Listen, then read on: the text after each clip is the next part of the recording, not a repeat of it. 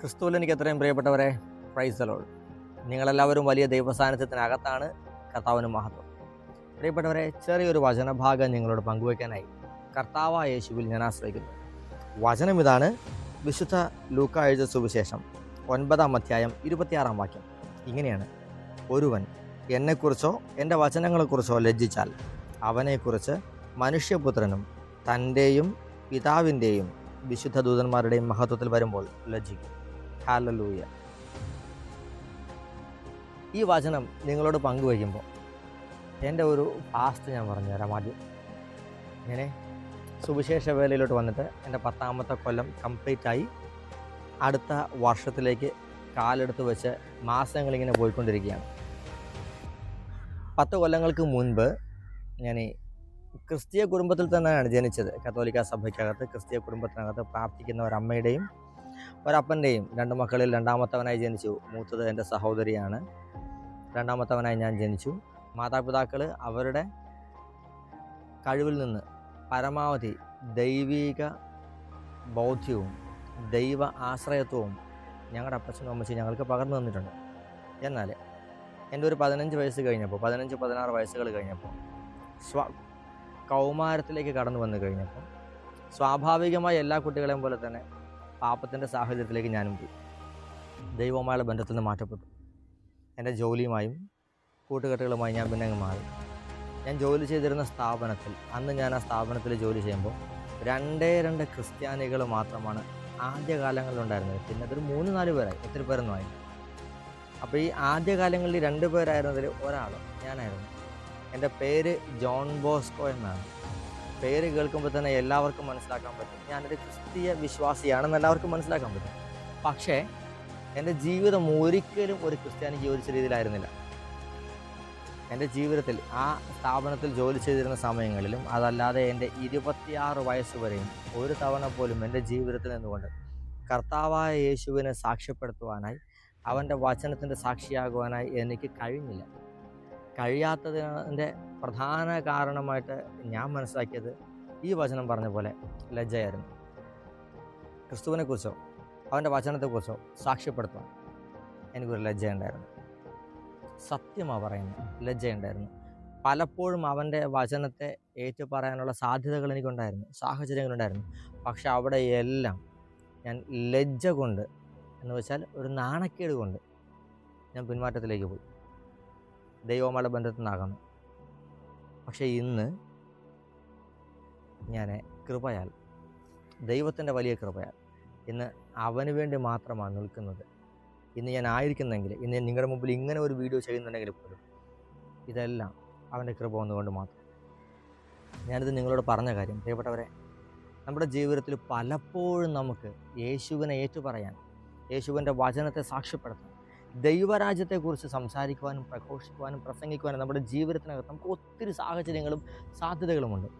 പലപ്പോഴും നമ്മൾ ലജ്ജ മൂലം, ചെറിയൊരു നാണക്കേട് ഭയന്ന്, ഞാനിത് പറഞ്ഞ ആൾക്കാരെ കുറിച്ച് എന്ത് ചിന്തിക്കുമെന്ന് വിചാരിച്ച് പലപ്പോഴും നമ്മൾ മടി കാണിക്കാറുണ്ട്. ഒരു കാര്യം അറിയുക, അങ്ങനെ ചെയ്ത് കഴിഞ്ഞാൽ കർത്താവായ യേശു പറഞ്ഞത് എങ്ങനെയാണ്? തൻ്റെ ദൂതന്മാരോടൊപ്പം 3 കാര്യമാണ് പറയുന്നത്. തൻ്റെയും എന്ന് വെച്ചാൽ യേശുവിൻ്റെയും, 2ാമത്തേത് തൻ്റെ പിതാവായ ദൈവത്തിൻ്റെ, 3ാമത്തേത് ദൂതന്മാരുടെ, ഈ 3 പേരുടെയും മധ്യത്തിൽ വെച്ച് ആ മഹത്വത്തിനിടയ്ക്ക് നമ്മളെ ഒന്ന് ഏറ്റുപറയാൻ കർത്താവ് ഒന്ന് മടിക്കും. പ്രിയപ്പെട്ടവരെ, നിത്യതയിൽ കർത്താവായ യേശു നമ്മളെ, ഇവൻ എൻ്റെ വിശ്വസ്ത ദാസനാണ്, ഇവൾ എൻ്റെ വിശ്വസ്ത ദാസിയാണ്, എൻ്റെ മകനാണ്, എൻ്റെ നാമത്തെ പ്രതി നിലപാടെടുത്ത വ്യക്തിയാണ് എന്ന് യേശു നമ്മളെ ഏറ്റുപറയണമെന്നുണ്ടെങ്കിൽ നമ്മുടെ ഈ ജീവിതകാലത്തിൽ, പ്രിയപ്പെട്ടവരെ, നമുക്ക് കിട്ടുന്ന ഓരോ ചെറിയ അവസരങ്ങളും സുവിശേഷത്തിനോട് വിനിയോഗിക്കാം. ഓരോ ചെറിയ അവസരവും കർത്താവായ യേശുവിനെ സാക്ഷ്യപ്പെടുത്താൻ നമുക്ക് ഉപയോഗിക്കാം. സുവിശേഷ വേല എന്നത്, പ്രിയപ്പെട്ടവരെ, മൈക്കെടുത്ത് പുൾപിറ്റിൽ നിന്ന് പ്രസംഗിക്കുന്നത് മാത്രമല്ല സുവിശേഷ വേല.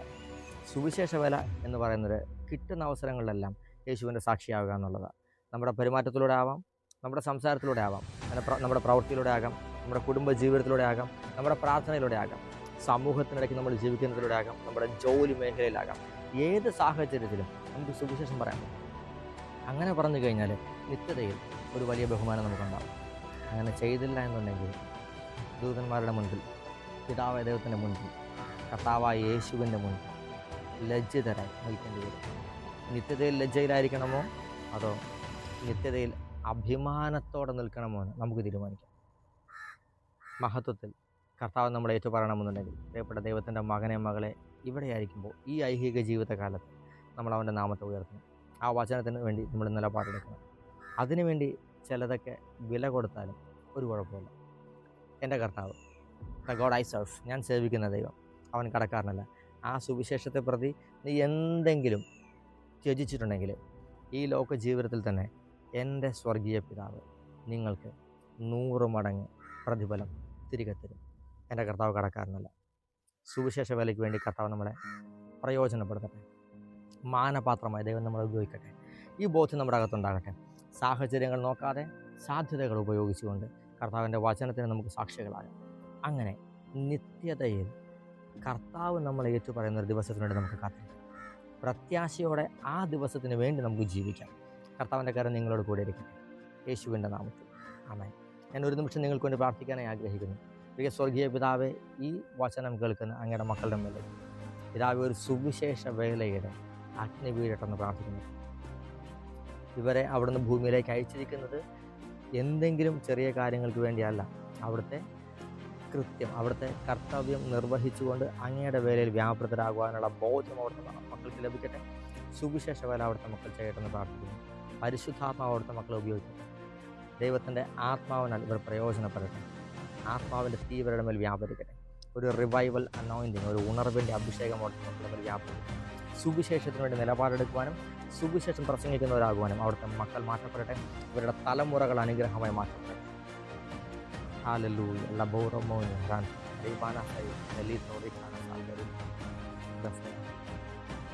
ആക്സിഡൻറ്റ് സംഭവിച്ചിട്ട് നടുവിൻ്റെ ഹിപ്പിൻ്റെ ഭാഗത്ത് ബുദ്ധിമുട്ടായിട്ട്, ബോൾസിൻ്റെ ആ ബോൾ ജോയിൻറ്റിൻ്റെ ഭാഗത്ത് ബുദ്ധിമുട്ടായി നടക്കുവാൻ ബുദ്ധിമുട്ട് അനുഭവിക്കുന്ന ഒരു പുരുഷനെ കർത്താവിനെ കാണിക്കുന്നു. ദൈവം അദ്ദേഹത്തെ സൗഖ്യമാക്കുമെന്ന് പറയാം. ചില റീപ്ലേസുകൾ, ഹിപ്പിനകത്തുള്ള ഈ റീപ്ലേസ്മെൻറ്റുകൾ കർത്താവ് ക്യാൻസൽ ചെയ്യുന്നതെന്ന് പരിശുദ്ധാത്മാവിനോട് പറയുന്നു. ക്യാൻസർ കർത്താവ് സൗഖ്യമാക്കുന്നു. ചില ട്യൂമറുകൾ ദൈവം അപ്രത്യക്ഷമാക്കാൻ പോകുന്നു. ഭവനം പണി കർത്താവ് തുടങ്ങാൻ പോകുന്നു. ഒരാൾ പൈസ ശേഖരിച്ച് സ്വരൂപിച്ച് വെച്ചിട്ടുണ്ട്, എന്നാൽ ഭവനം പണി തുടങ്ങുവാനുള്ള ഒരു ആത്മവിശ്വാസം കിട്ടാത്ത അവസ്ഥ കർത്താവിനെ കാണിക്കുന്നു. ദൈവം നിൻ്റെ ഭവനത്തെ പണി ചെയ്യാൻ പോകുന്നു. കുടുംബമായി ചില വ്യക്തികളെ കർത്താവ് സുവിശേഷ വേലയിലേക്ക് വിളിക്കുന്നു. കുടുംബമായി കർത്താവിൻ്റെ വേലയിലായിരിക്കുമെന്ന് പരിശുദ്ധാത്മാവ് പറയുന്നു. എന്നെ കേൾക്കുന്ന ചിലരുടെ കുടുംബത്തിനകത്ത് നിങ്ങളിത് സ്വീകരിച്ചാലും ഇല്ലെങ്കിലും എന്നെ കേൾക്കുന്ന ചിലരുടെ കുടുംബങ്ങളിൽ ചില രക്തസാക്ഷികൾ കർത്താവായ യേശുവിൻ്റെ നാമത്തെ പ്രതി ജീവൻ കൊടുക്കുന്ന ചില രക്തസാക്ഷികളെ കർത്താവ് ഉയർത്താൻ പോകുന്നു. കർത്താവിൻ്റെ കാര്യം നിങ്ങളോട് കൂടി ഇരിക്കട്ടെ. യേശുവിൻ്റെ നാമത്തിൽ ആമേൻ.